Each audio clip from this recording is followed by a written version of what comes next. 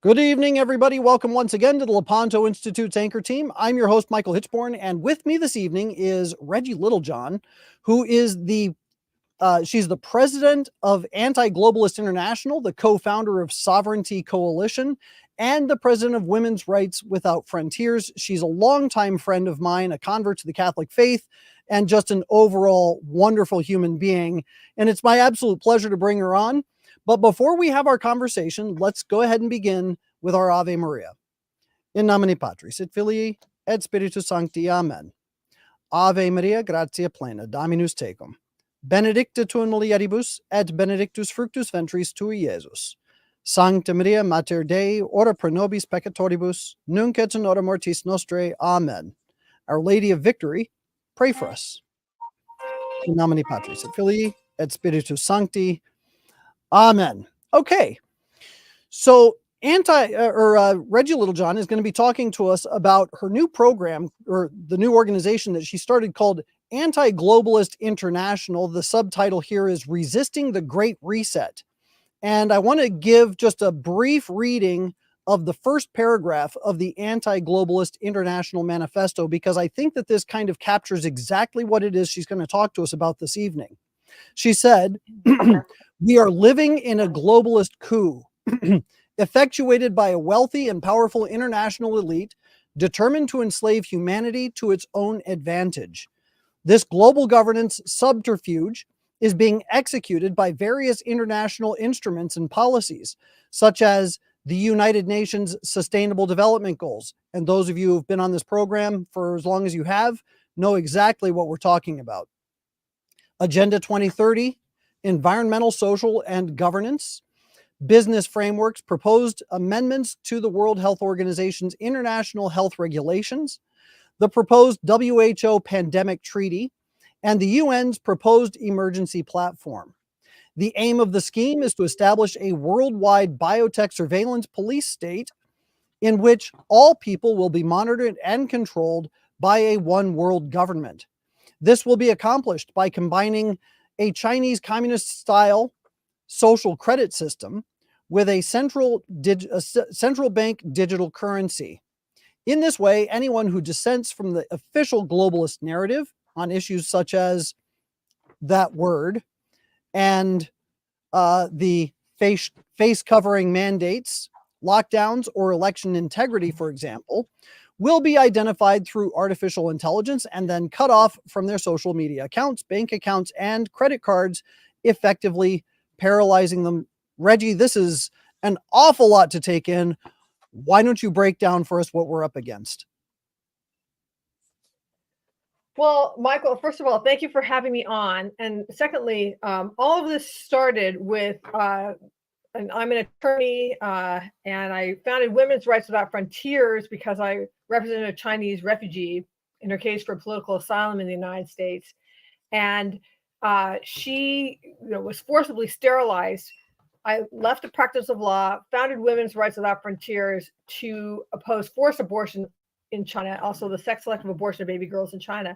And so I became very, very familiar with Chinese style totalitarianism. And I saw it coming to the United States and to the world when COVID hit, through these, I guess you call it the word, mandates. I guess we're not allowed to say the word.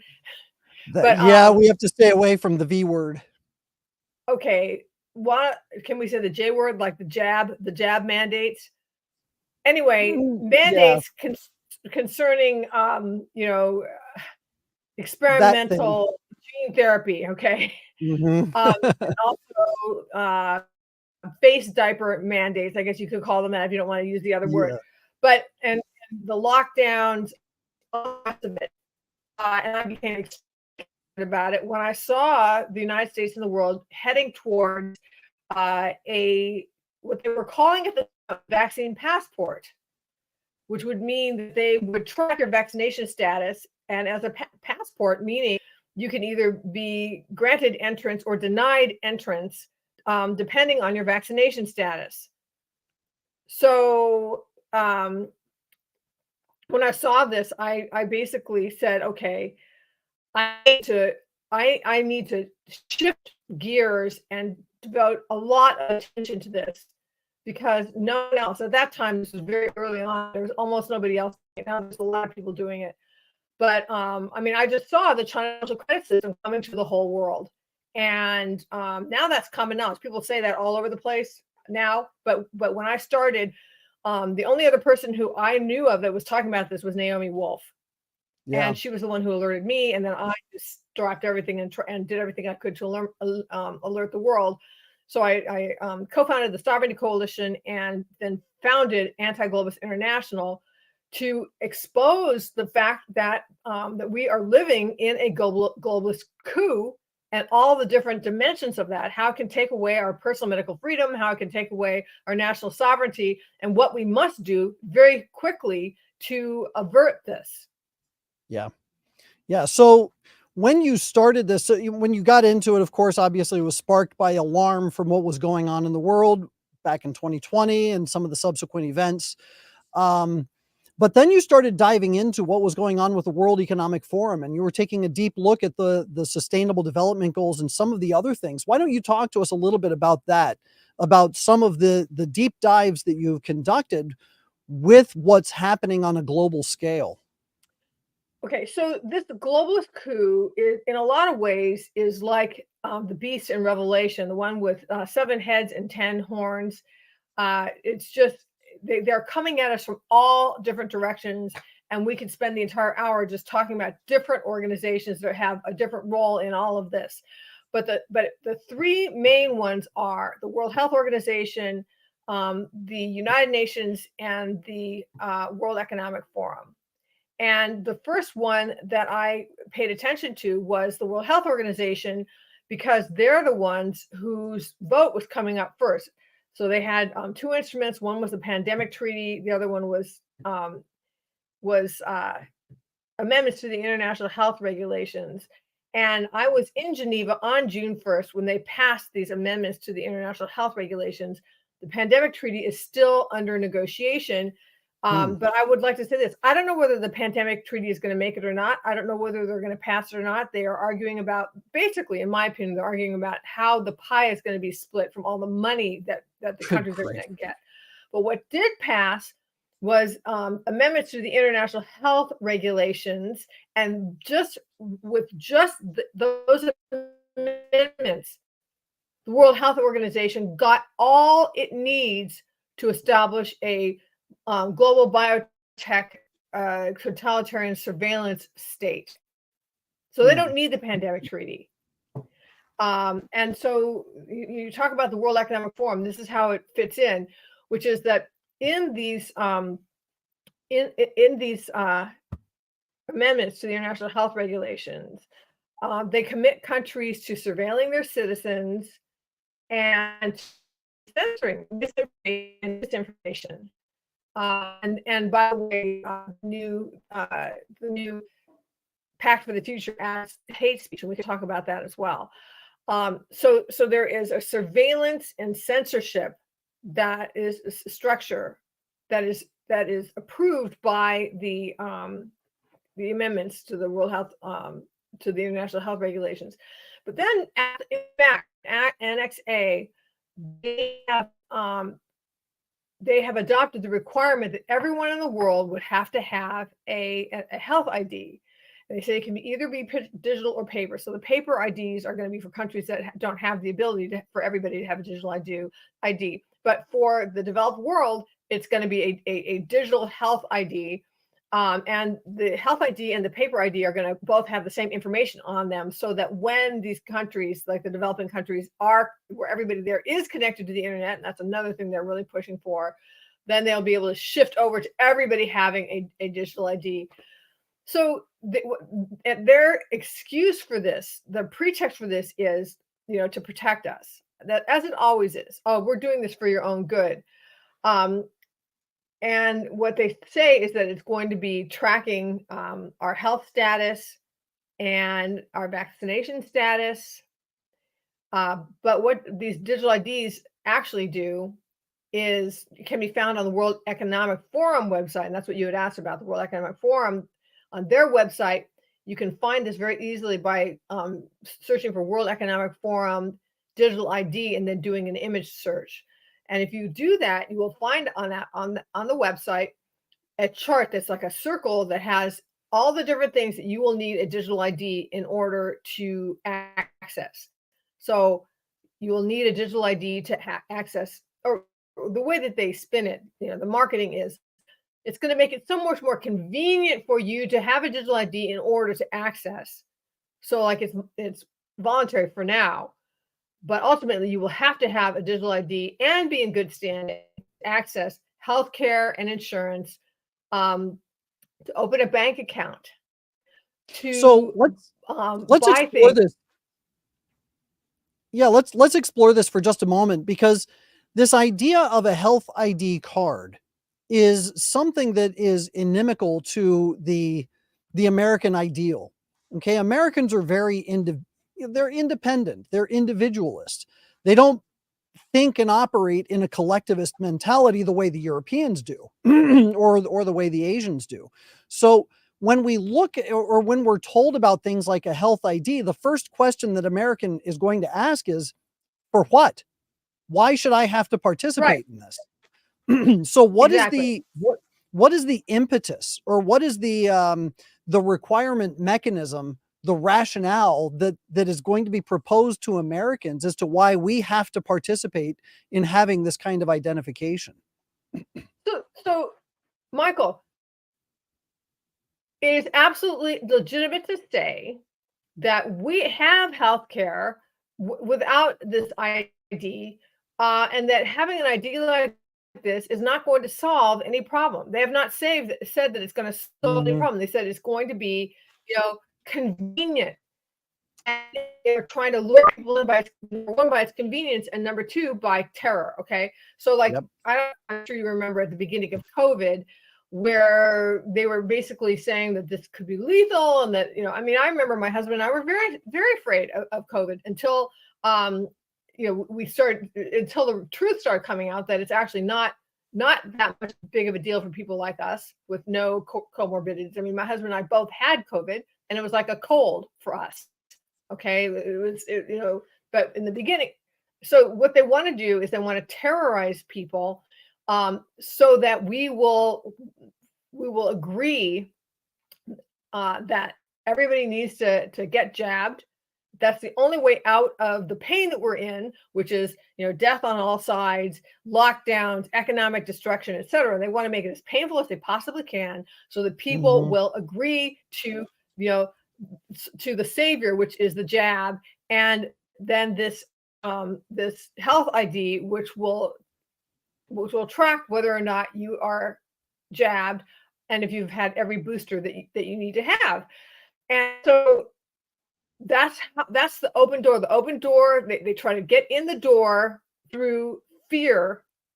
And then when you're in there, this ID, this health ID, establishes the infrastructure for the digital ID, which does so much more than that. So number one Right. was on the list. It was healthcare, and in healthcare, digital ID to get those, and then also, to open a bank account, to carry on digital transactions. In other words, use a credit card, to travel, even locally. Just getting on the bus, to own a communications device. So in order to own a computer or own a cell phone, you're going to have a digital ID. To be on social media, to vote, to pay your taxes. And then they also have smart cities as a category, and we can talk about that later. Sure. And I so want what this is, if I want you're to going talk to for have, just yeah. I want to talk for just a second about this whole idea of socialized medicine, because the thing is, and a lot of people don't understand this, is that socialized medicine has always been a vehicle for the push for an international globalist communist organization or entity. And I want to read to you very quickly from 1938. This is from a 1938 edition of the New International. The New International was the monthly organ of revolutionary Marxism. This was a communist publication. And they had an article in it titled, "What is Socialized Medicine?" In the article, it attempts to establish the need for socialized medicine, and it says this, quote, One needs only to be reminded of a few facts to realize how false the claims are of those who defend the status quo. The maternal mortality rate in the US, and this is of course in 1936, was 57 per 10,000 live births, more than twice that of Sweden. There are 40,000 deaths a year from tuberculosis, half of which are preventable. Nearly 1 adult in 10 is infected with syphilis. There are 60,000 new cases of congenital syphilis every year, 98% of which are preventable. There is an urgent need for nearly 50,000 public health nurses, for 70,000 dentists, and 400,000 hospital beds if even minimum health standards are met. And then in the conclusion, it says this: only through the final victory of world socialism can the vast stores of available scientific knowledge be put to work for the full benefit of humanity. Socialized medicine is a meaningless phrase, except in a socialized society. So what they're saying here is that we've got to have a socialized society in order to have socialized medicine. But what we're facing now is the reverse. They desire to implement socialized medicine as a vehicle for pushing for a globalized socialist society. And as Reggie pointed out, in order to be a part of that socialized medicine that will be mandated, you will then have to have or participate in the socialized medicine in order to have a bank account, have access to certain public resources like public transportation and so forth. And what Reggie is pointing out here is that the model for this is precisely what they have in social credit scoring in communist China. And I can't think other than Steve Mosher of another more observant expert in what happens in communist China. Nope.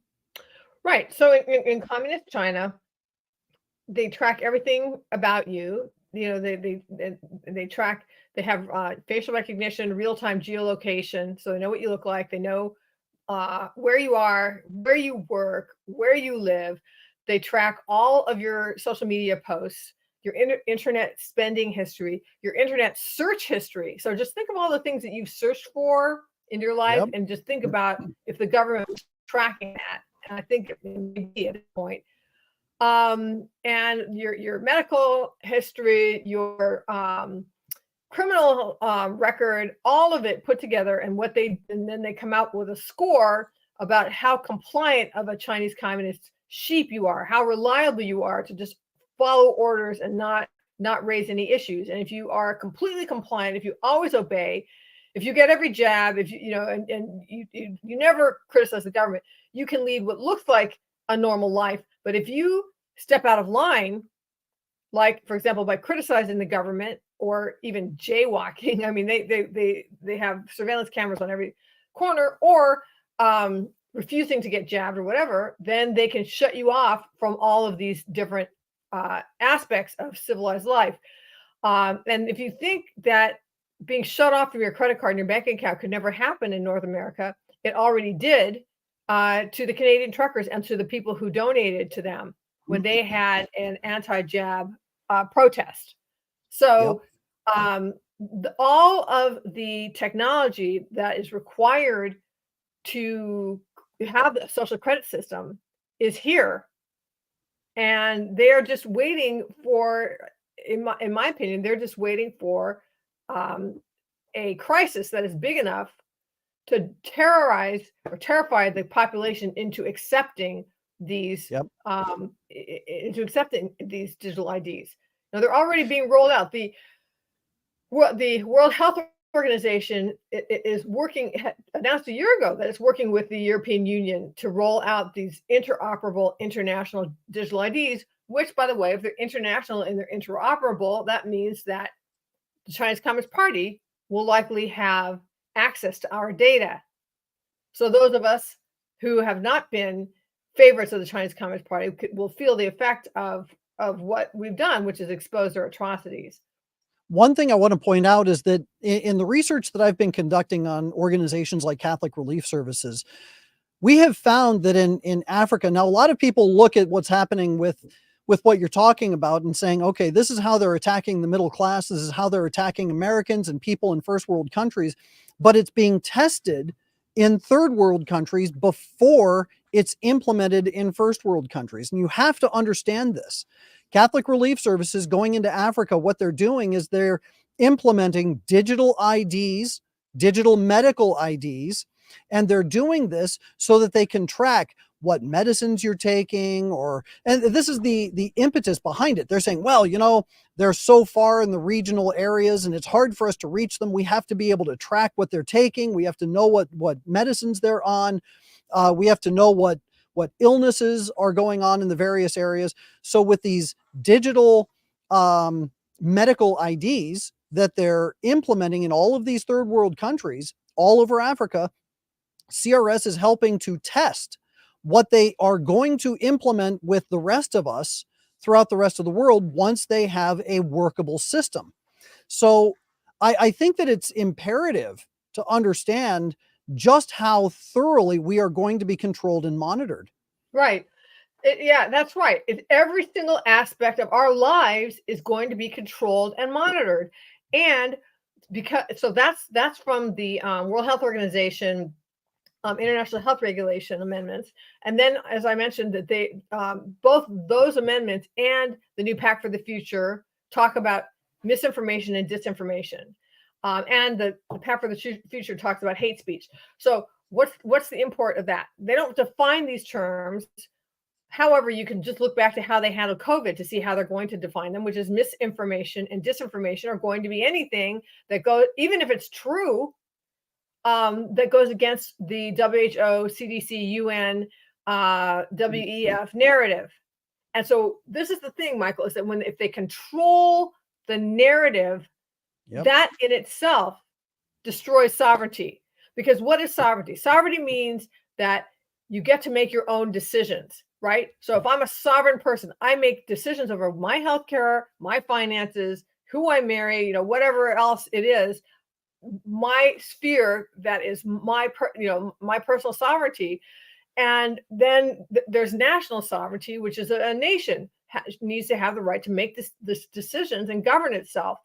But key to sovereignty is having accurate information on which to base your decisions. And if they're controlling the narrative, and if they are not allowing dissident views, even if they're true, then we have no sovereignty, because we can't make accurate decisions. We can only follow what they want us to do. So this is a full-on attack against the First Amendment and also our national sovereignty. And I also want to mention hate speech. Okay, so misinformation and disinformation, we've talked about, these are just things that are, I guess, counter narrative, but hate speech is very dangerous. They don't define hate speech. Right. But normally hate speech, would be speech calling for violence or discrimination against a group. That would be the way sort of I grew up understanding hate speech, because that's not the way it is anymore.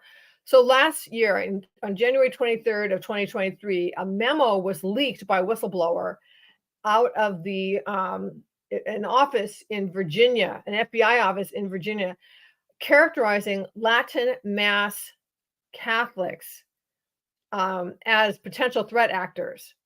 That would be me. Well, I mean, that's a lot of us, right? Yeah. But specifically in Richmond.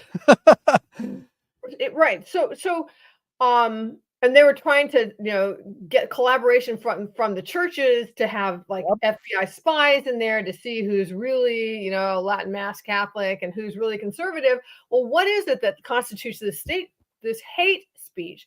It's biblical beliefs and biblical principles. So, for example, they would think being pro-life is hate speech because it's against, abortion. And they would think that being pro-family is hate speech because it's against the LGBTQ narrative or whatever, so that people who just hold biblical values as a matter of faith and also even natural law and common sense would be characterized as domestic threat actors. Now, the FBI, once the whistleblower leaked this memo, the FBI has distanced itself from it, but I don't think it would have if it hadn't been leaked. Right. You know? So this is a means of persecution of Catholics, traditional Catholics, and of any conservatives who are going counter narrative. So this whole surveillance thing from the digital IDs, where they can track your internet search history. I mean, your a ton of who you are gets revealed by your search history, what you're thinking about, and then your spending history, like who you donate to. You can tell a huge amount about a person about who they donate to. It's all going to be open to the government, and if the government doesn't like what you're searching for and who you donate to, you could be termed a domestic threat actor. And sure, unless your name is George Soros, in which case, you're allowed to give as much money as you want to whomever you want and fund whatever terrorist organization you want to, and you're not going to be tracked by anybody. Right. So that's the World Health Organization. And so the World Health Organization, in my opinion, is seeking to establish a one world government through health care. Yep. And through, pandemics, which arguably, health, they're releasing and then coming out as the saviors by having a jab, to save the world from what they released. I mean, I don't know. I can't prove that. It's just a gut feeling that I have that they have something to do with this. You're on the right track. Absolutely. Because what they're talking about is trying to use, I mean, we saw this already with the mandates that were put forward with the military in this country. Okay. We know that they tried to implement a mandate for all sorts of public services in this country. It didn't work because there were enough people with enough brain cells to rub together to say, you know what, I'm going to stand against that. And they did. And thank God that they did, because when it got to the higher courts, the higher courts said, no, you've overstepped your boundaries. You can't do this. You can't force people to take this kind of thing, which is fantastic for us. But it shows the level of commitment that they have to forcing us into whatever procedure they want to impose on us. How long is it going to take before they decide that people are too sick to receive health care? How long is it going to take before they decide that people are too sick to continue living and they're going to go ahead and, put a cutoff date or a moratorium on what they're going to do for them? So there is a very real and viable reason for us to be alarmed.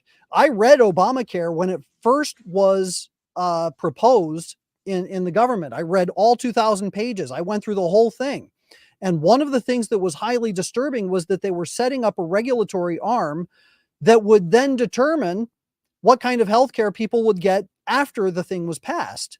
So when Nancy Pelosi said, well, we'll have to pass it to see what's in it, she wasn't quite lying. She was telling the truth. And this is the kind of thing that we've seen come down the pike, where the contraception mandates came in, and they were trying to force an abortion mandate, but they couldn't quite get it ramrodded through because there were enough Americans that stood up and fought it. But the resolve of the Americans in fighting this kind of thing is weakening with every growing year that they're in power. So everything you're talking about, it's not just a gut feeling. They're doing it. We just have to continue to fight to make sure that it doesn't happen. We must fight, because it's going to happen immediately. You bet.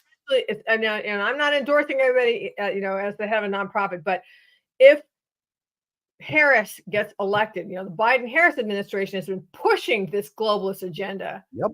Whereas Donald Trump, when he was president, withdrew us from the WHO. Of course, yep. Biden put us right back in.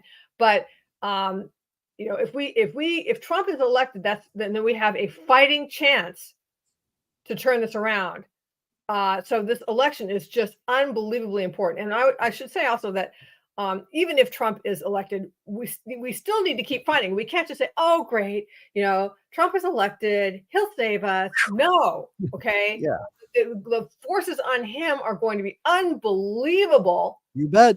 to try to force him in a certain direction, and we have to stand behind him and provide the political will and the political backbone to help him to resist. Because if the entire American population is just having a holiday because now we've got a president in that we trust, then that's how we're going to get mowed down. But I want to talk about the United Nations, okay? Yep, let's talk about them. Okay, so like I said, the World Health Organization, it has gotten all it needs to establish a global totalitarian infrastructure based on health. The United Nations on September 22nd adopted an emergency platform that would enable them to do the same thing through things that are outside of health. So this is called a Pact for the Future. Mm-hmm. And the Pact for the Future, again, it talks about misinformation, disinformation, hate speech, trying to control the narrative. But something that's very important is it talks about something that they call complex global shocks. Complex global shocks.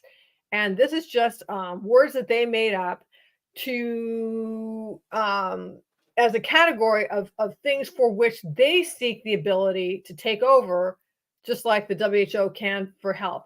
So there's a policy brief on the emergency platform that it provides the detail that's not in the actual Pact for the Future. And in this policy brief on emergency platforms, they talk about what a complex global shock is. And there's a number of categories.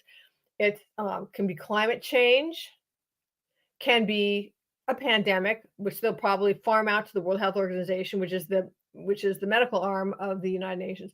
Could be the internet going out, could be the grid going down, could be a supply chain disruption, could be a major event in outer space, so that they don't just want to be ruling the world, they want to be masters of the universe as well. And then they have a category called a unforeseen black swan event, which is basically anything that they didn't think of. So what they want is to have a platform that will operationalize automatically in these cases, and so that they will be able to basically be the control center for the world to tell us how we must handle these things. So they have a completely separate platform. And again, it's an emergency platform. This is what they like to do. They like to run emergencies because they have found that people are willing to give up their rights if it's an emergency. And remember, Right. 2 weeks to flatten the curve. People thought, okay, well, I'll just stay home for 2 weeks. I can give up my rights for 2 weeks. And then once they have the infrastructure in place of everybody staying home and giving up their right to assembly, et cetera, then it extends for months and years after that. Yep. And we saw exactly that. I mean, flatten the curve went from 2 weeks to like 3 months. Yeah. Right. So some people are going to want to know what they can do. There's a number of things that you absolutely have to do. You can't say, okay, well, I'm going to wait till after the holidays or whatever. You can't. We are in a critical situation right now, and we've got about a month left till the election. So one thing you can do is go to town halls wherever the candidates are meeting. You can raise the issue as a question. What is your position on, for example, defunding the World Health Organization and the United Nations? What's your position on withdrawing from the World Health Organization, the United Nations? What's your position on the Pact for the Future? Now, I'll tell you something. Almost all the politicians have heard about the pandemic treaty and the international health regulation amendments. Most of them have not heard about the Pact for the Future because it was instituted through something called the silence procedure. Literally, I'm not familiar with that. Okay, huh? I'm not familiar with that. Please explain it. No. Why would anybody be familiar with that? All of this stuff is really esoteric. All right. So the silence procedure is something that the United Nations instituted during COVID when they couldn't meet. So they figured, okay, well, we need to get business done. So here's how we're going to do it. So the silence procedure is, if there's a document that they want to get passed, there's a committee that will come up with the final draft. And once they have come to a consensus on it, they'll send it to the Secretary General of the United Nations, who will farm it out to the 193 member nations, or simply post it. I mean, I actually don't know. I don't know if anybody outside the UN knows whether they really like disseminate this stuff or whether they just passively post it on their website. And then if nobody objects to it within 72 hours, like 3 days, it is deemed adopted, or they can give you slightly more time. But so there's never a chance for open debate in the United Nations. There certainly isn't any chance for the debate among nations. So, and the mainstream media was completely silent about this leading up to this vote until it had been adopted. And then after it was adopted, of course, they were delighted that it had been adopted. And this is really great. And this is how we're going to all get along together and support each other into the future. Not talking about how this Pact for the Future has this emergency platform that will operationalize automatically in the case of a complex global shock. So operationalize automatically, those are words directly out of the policy brief.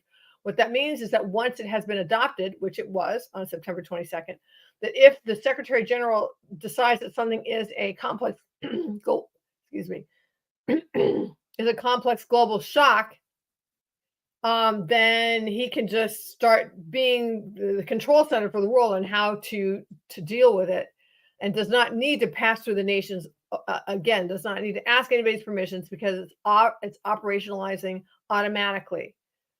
So one thing I want to touch on, because you mentioned it earlier, and I think it plays right into what you're talking about right now, is this idea of 15-minute cities. Now, I know what 15-minute cities are. I've looked into it, but you've been looking at it with a fine-tooth comb, and I think that you can explain it a little bit better than I can. So I would very much appreciate, what is a 15-minute city, and how does it translate into American society? How would it be implemented? Okay, so 15-minute cities and smart cities are related. You have to have a smart city before it can become a 15-minute city. So what's a smart city? A smart city is a city where everything is tracked. So it depends on us all having digital IDs. That's why the smart cities are on that chart about digital IDs. And so just like China, they will have facial recognition. They'll have real-time geolocation. They'll know exactly where you are at all times. So in a smart city, they could let's say a smart city that is a 15-minute city. They can impose curfews. They will know whether you've broken it. The 15-minute city is the idea of it is that we will all live in probably a high rise of some sort. So because they're trying to concentrate the population, get us out of the rural areas and into these 15-minute cities. And they say that the reason is climate change and et cetera. It's easier on the environment if you live in a little apartment in a high rise than it is if you have your own home. But the idea is that you will live in a place where everything you need is within a 15-minute walk or bike ride of your home. So where you live, where you work, where you go to school, where you shop, your doctor, your lawyer, everything else is going to be within 15 minutes. So the idea is, we're just going to build community and everybody's going to get cozy neighbors, and wouldn't it be nice if everything you needed is within 15 minutes, et cetera. That's how they market it. But the only way you can have a 15-minute city is if you have a smart city, because the only way you can make sure that people stay in their 15-minute zone is if everything is surveilled. And so this is a recipe for mass surveillance and totalitarian control and limiting movement. That if they don't like you, like Michael, they're not going to like you. I guess not. They're not going to like you. They're not going to like me either. That they can trap us. We can't leave. So it is a way of trapping people and especially people who are dissident voices, so that we can be captured. Very easily, because there's not very far that we can go. So we need to oppose these 15 minutes, and they're being rolled out all over the world, including in the United States. So one thing that I've traveled all over the place, and I've been to to Romania, and I stayed in a city called Cluj. And one of the first things that I noticed, I mean, first of all, Romanians are wonderful people. They're some of the most generous and most openly joyful people I've met. But as I was driving from the airport into the city of Cluj, we were going down this hill, and in front of us was this massive concrete structure. It was huge, and there was no break in it. It went probably for a solid mile, and the height of it, I want to say, was probably about 30 stories, and Oh it my was a God. massive apartment complex, Oh my and it gosh. was built by the Soviets during the Soviet occupation of Romania. And my friends told me that, yeah, the Soviets built that. It was a huge pock on what was otherwise a very beautiful city. And what you're talking about with these 15-minute cities reminds me specifically of that, because what we're saying is that we're going to pack everybody into these high rises, into these massive apartment complexes, and make sure that uh, on the other side of the street, you'll have another mass complex that's full of all of the resources, whether it's the pharmacy or a doctor, or a dentist, or the theater, or whatever it is you're going to go to. It's all right there within a massive complex on the other side of wherever it is you're staying.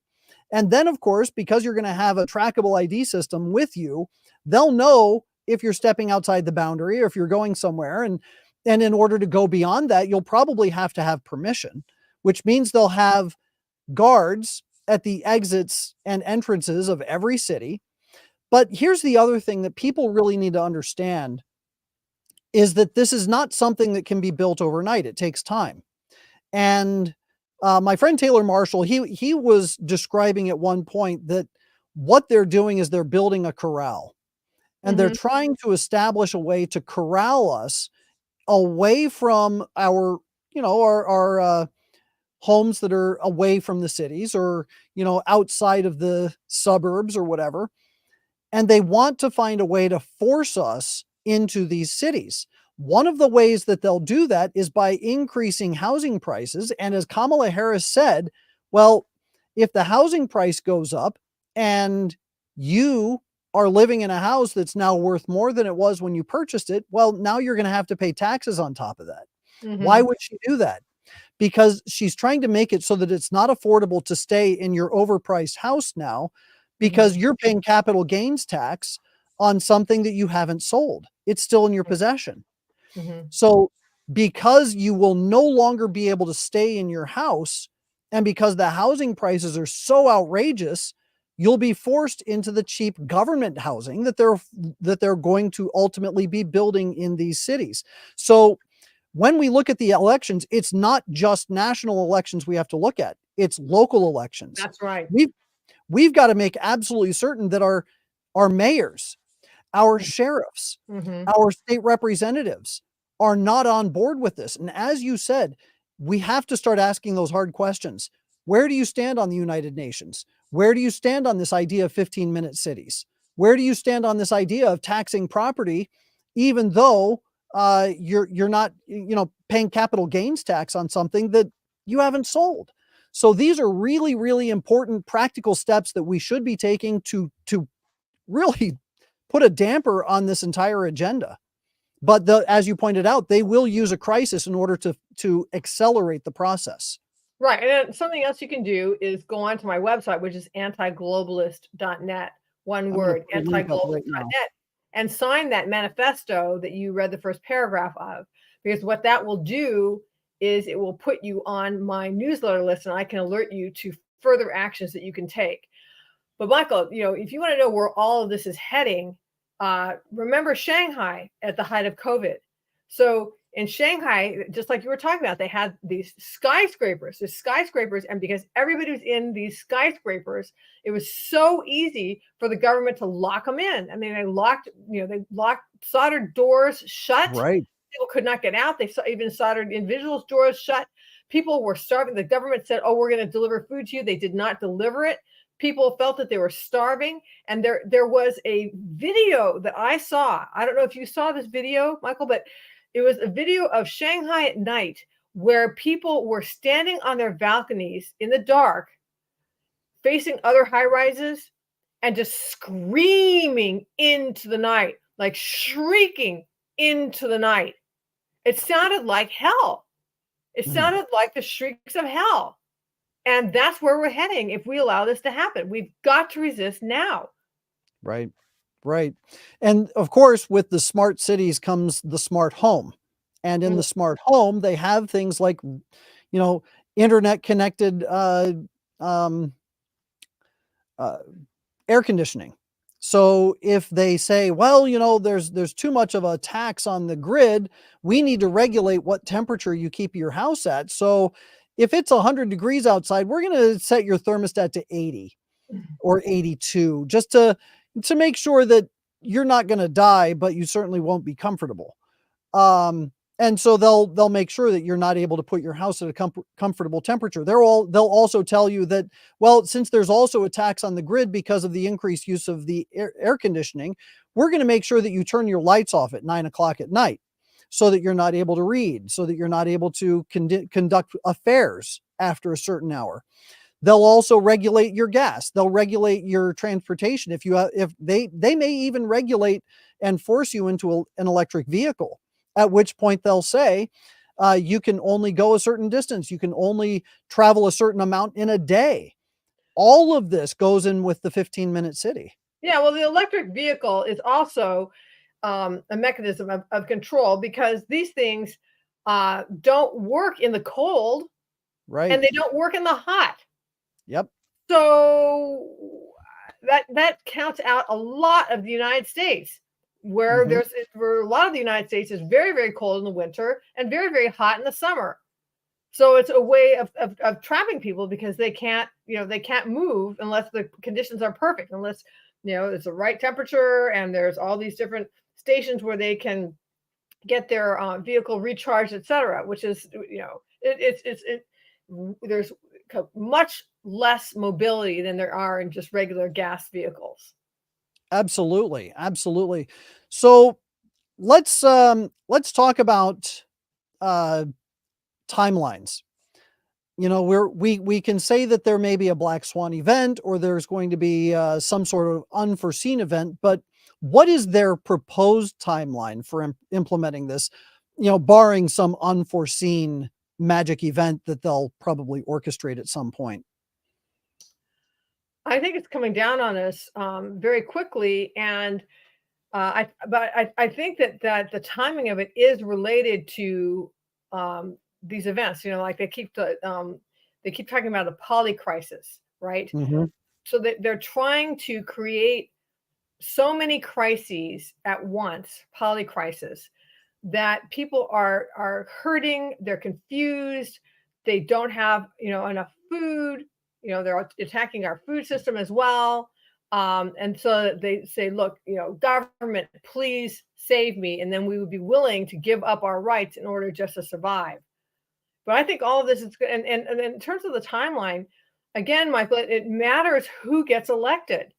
Yeah.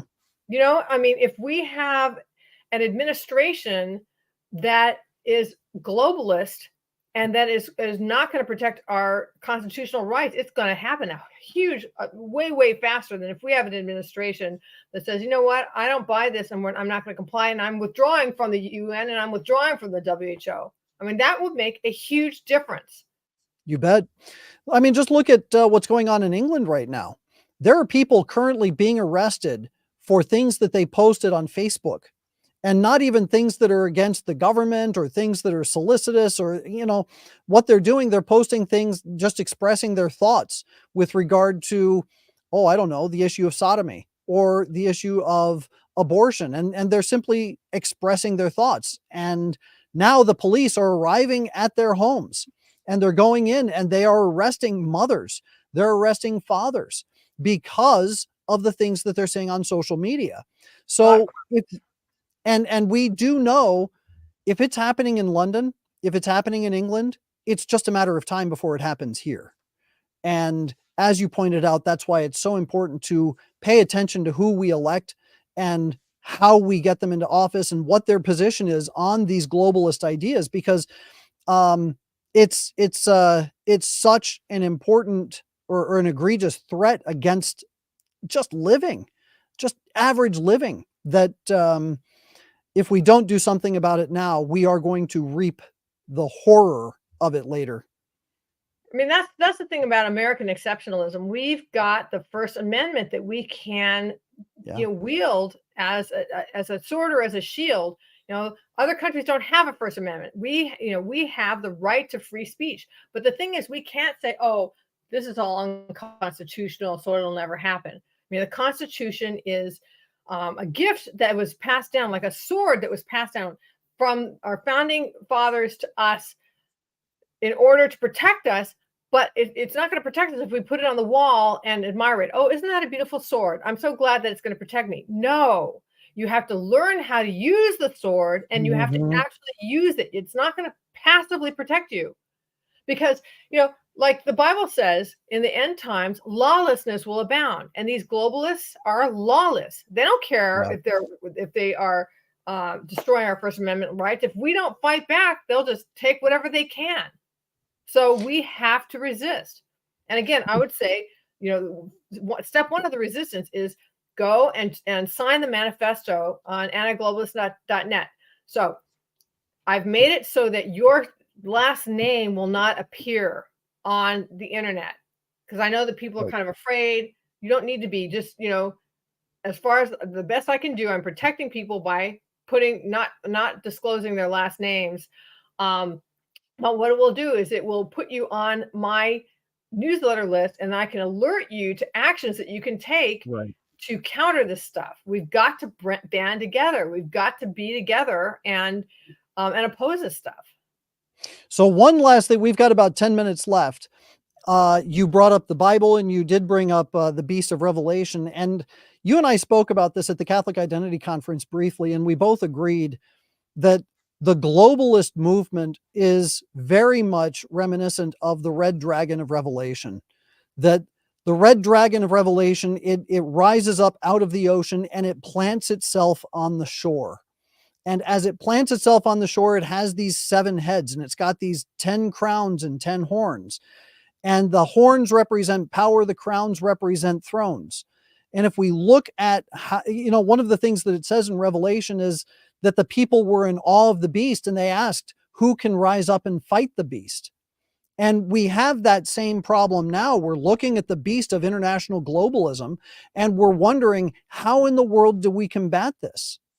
And the answer is, we combat it with information. We combat it by standing up and saying, no, we have to offer ourselves in a form of martyrdom, because we're standing up not just for the rights of ourselves, our families, and our individuals to live as God desires us to live, but we're also standing up for truth, and we're standing up and rising for Christ, and saying, we're declaring we do not want the beast as king, we want Christ as king, which means we also have to combat it with prayer. Why don't you go ahead and have the final thought as we close with this idea?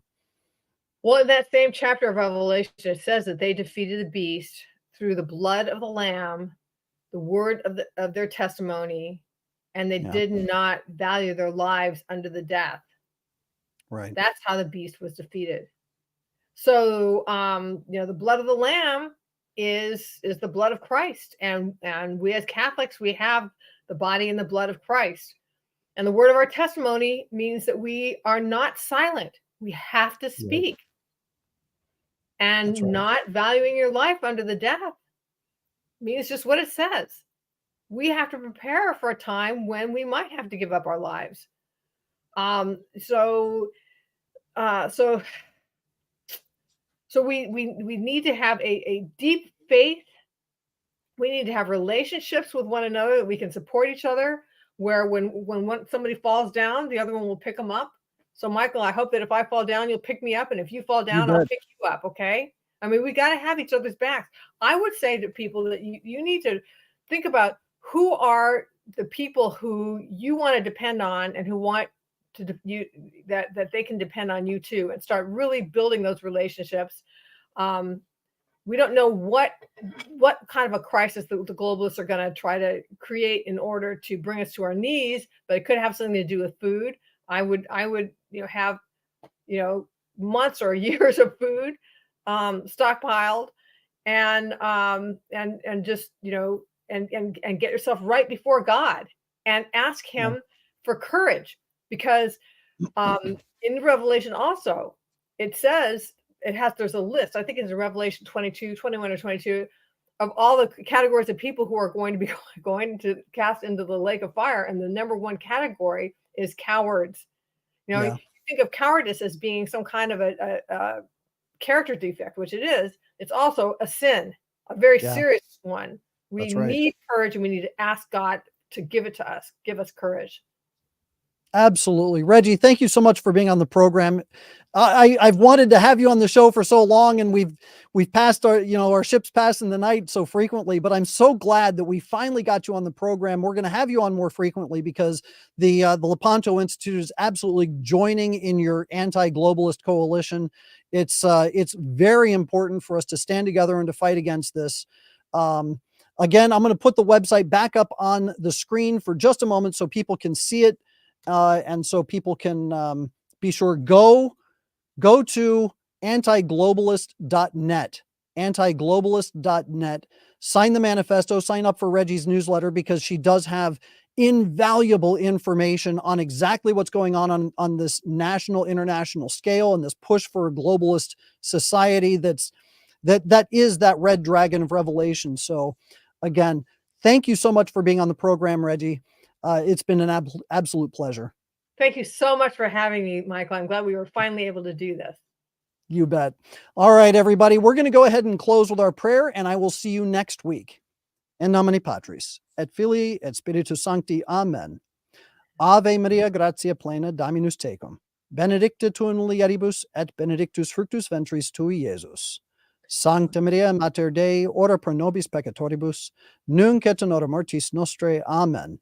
Our Lady of Victory, pray for us. Pray for us. Nomine Patris et Filii et Spiritus Sancti. Amen. Thanks again so much, Reggie. God bless you all. See you all next week.